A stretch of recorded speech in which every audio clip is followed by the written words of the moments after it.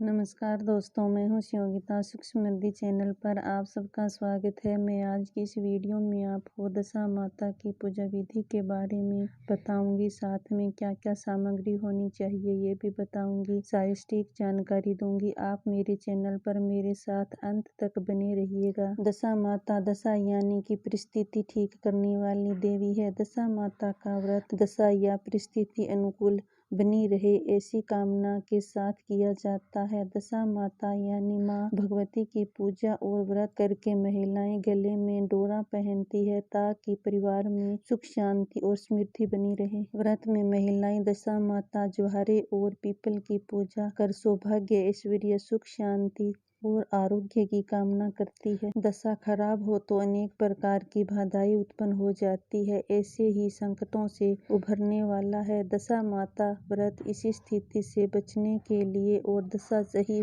बनी रहे इसी कामना के साथ यह दशा माता का व्रत महिलाएं द्वारा भक्ति भाव से किया जाता है। अब मैं आपको दशा माता की पूजा की सामग्री के बारे में बता रही हूँ। दशा माता पूजा सामग्री में रोली, कुमकुम, हल्दी, चावल, लच्छा, सुपारी, दीपक, नैवेद्य, धूप, काजल, गेहूं, कपड़ा, बतासे, फूल और मेहंदी इत्यादि ली जाती है। साथ में सफेद कच्चा सूत लें और उसमें 10 गांठ बना लें। फिर उसे हल्दी से रंग लें। इसी धागे को दशा माता की बेल या दशा माता का डोरा कहते हैं। दशा माता की पूजा विधि। दशा माता का व्रत करने वाली सुहागिन महिलाएं शादी का जोड़ा या नए लाल वस्त्र पहनती है और पूरा श्रृंगार करके यह पूजा करती है। इस दिन शुभ मुहूर्त में पीपल की पूजा करती है। विधि विधान से इस पूजा के पश्चात व्रत करने वाली महिलाएं नल दंपति की कथा सुनी जाती है। सबसे पहले आप सुबह स्नान आदि से निवृत्त होकर व्रत का संकल्प लेते हैं। इस व्रत में दशा माता की मूर्ति या चित्र और ज्वारे की पूजा की जाती है। मूर्ति या चित्र नहीं हो तो आप नागरबेल के पान के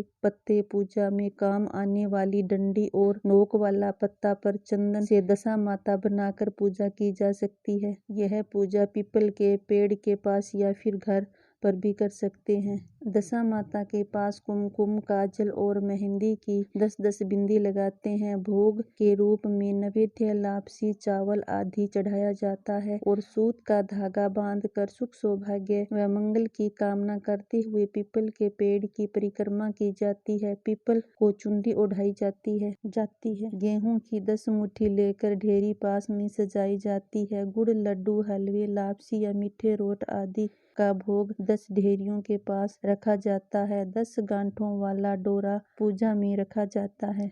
धूप दीप जलाते हैं। पिछले साल का डोरा पास में रखते हैं। इसके पश्चात दशा माता की आरती की जाती है। इसके बाद में नल दंपति वाला दशा माता की कथा कहते हैं और सुनते हैं। कहानी पीपल के पेड़ की पूजा के बाद भी सुनी जा सकती है। कुछ लोग 10 कहानियां सुनते हैं। इसके बाद में गेहूं, भोग और पुराना डोरा लेकर पीपल के पेड़ के पास जाते हैं। गेहूं और पिछले साल का डोरा पीपल की जड़ के पास मिट्टी में दबाया जाता है या पीपल में बांध दिया जाता है। पीपल के वृक्ष की पूजा की जाती है। कहीं कहीं दशा माता के पूजन के बाद पंथवारी का पूजन भी किया जाता है। पीपल से प्रार्थना करें। पीपल के पेड़ की थोड़ी सी छाल खरोंच कर गेहूं के दाने के साथ घर लाते हैं। इसे लाल रंग के कपड़े में लपेट कर अपनी तिजोरी या अलमारी में रखते हैं। पीपल की छाल को धन का प्रतीक माना जाता है। माना जाता है कि पीपल की छाल इस प्रकार घर में रखने से सुख समृद्धि बनी रहती है।